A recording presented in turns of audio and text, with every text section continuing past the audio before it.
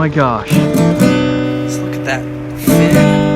That's super cool. I got it on slow-mo video.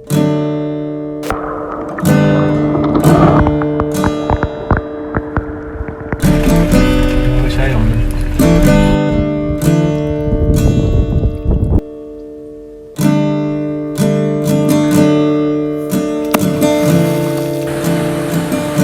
Check out that beauty.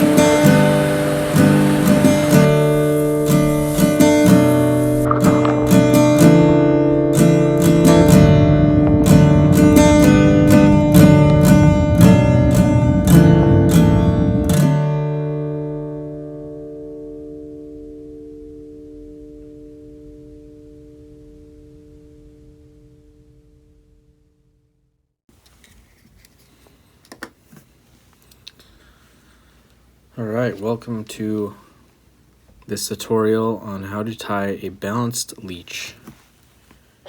This is my first fly tying video, so I figured I'd start with something easy. So, we're going to start out with an Ahrex hook size 10. This is their jig hook. They're extra sharp, they're chemically sharpened.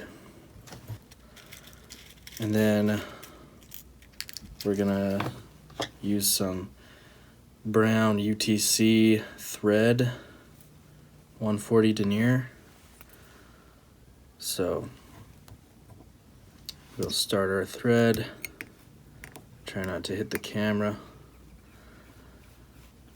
I know a lot of people like to snip their thread excess, but I'm one of those weird people that just likes to tie with no excess to cut.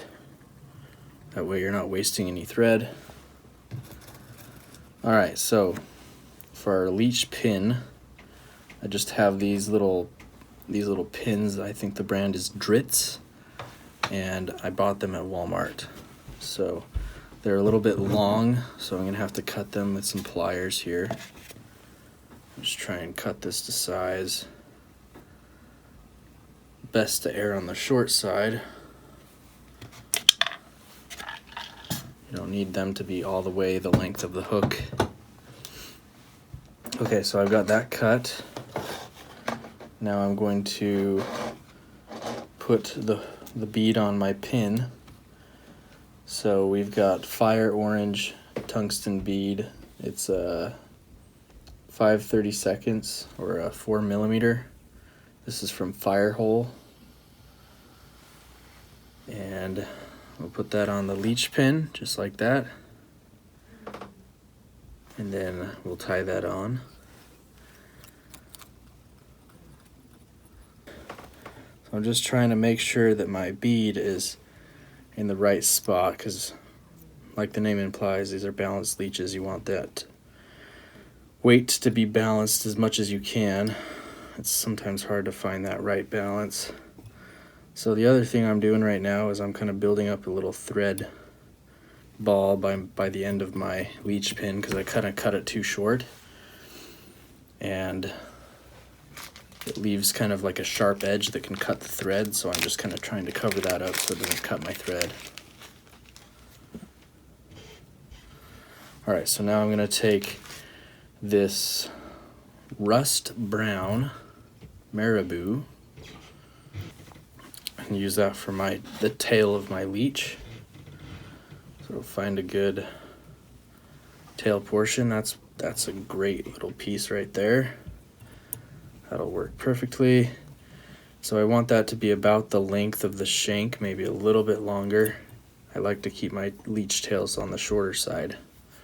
I think a lot of people tie it in longer than that, but you really don't need these to be super duper long. Just long enough to get a little bit of action there. And then I'll just tie that in. And I like to work mine all the way up to basically the eye of the hook. Just tie it all the way up there so that it gets a nice evenly tapered body. And then I'll snip it.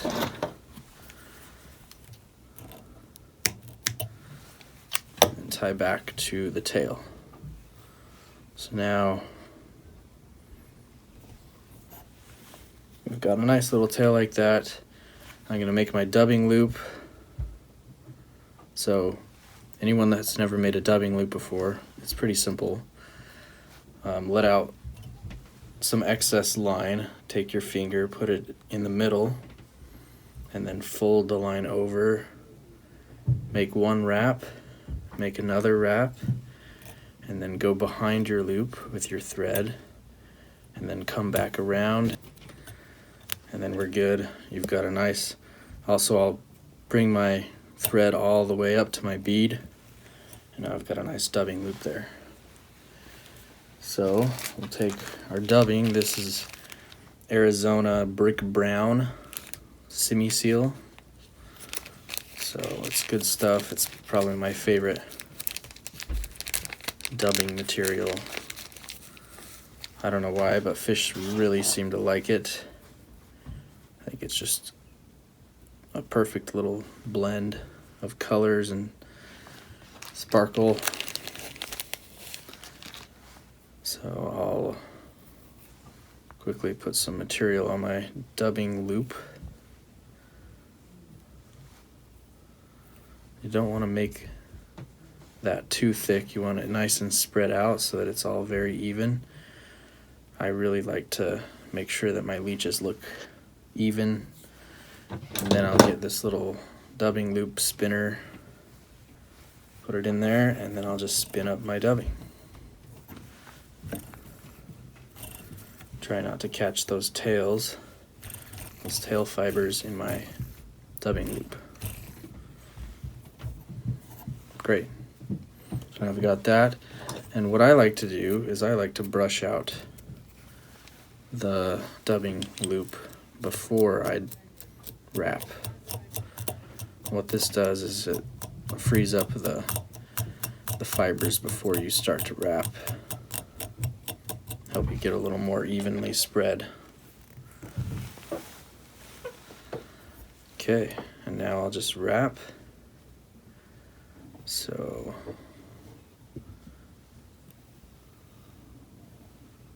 nice thing about rotary vices is you can just spin it up like that. Not too hard. Just trying to make sure everything looks even. I'm very particular.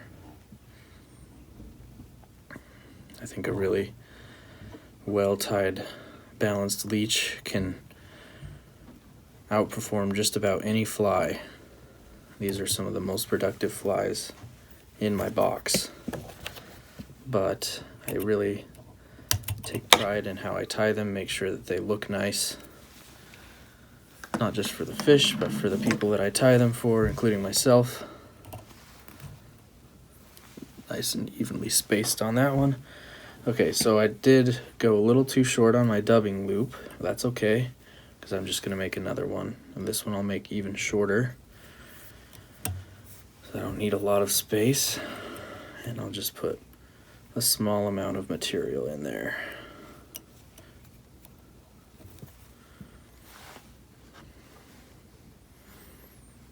Alright, so pack some material in there, spin it up again.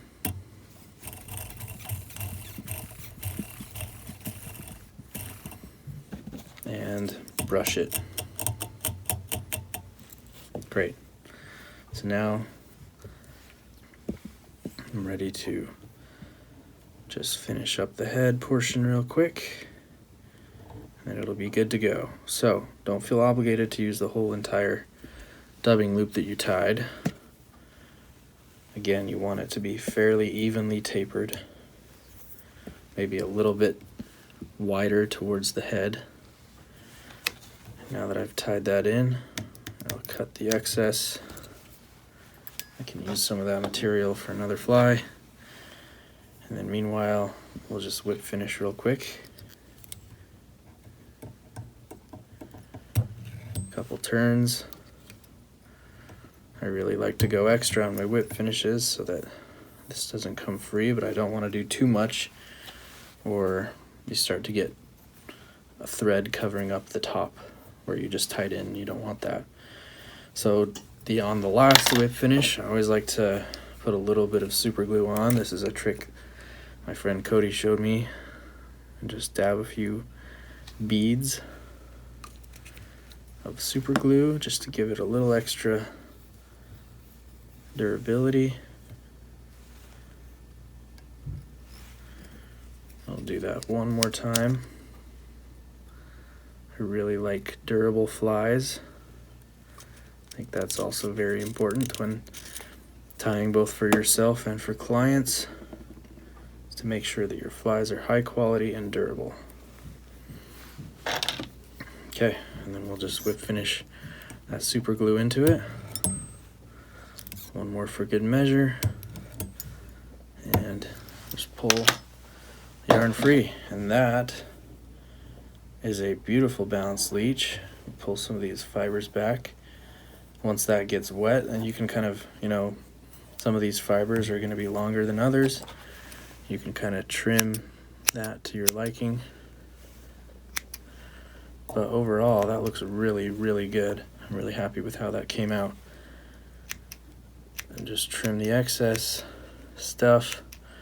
But once this thing gets in the water, that's going to look really good, really slick. This dubbing really kind of soaks up the water and holds some good volume. And I'm not sure if it actually looks like a leech per se, but whatever these mimic, the fish really seem to like them. It's been probably my top producing fly so far in 2022. So go try one out and give it a go on your local stillwater.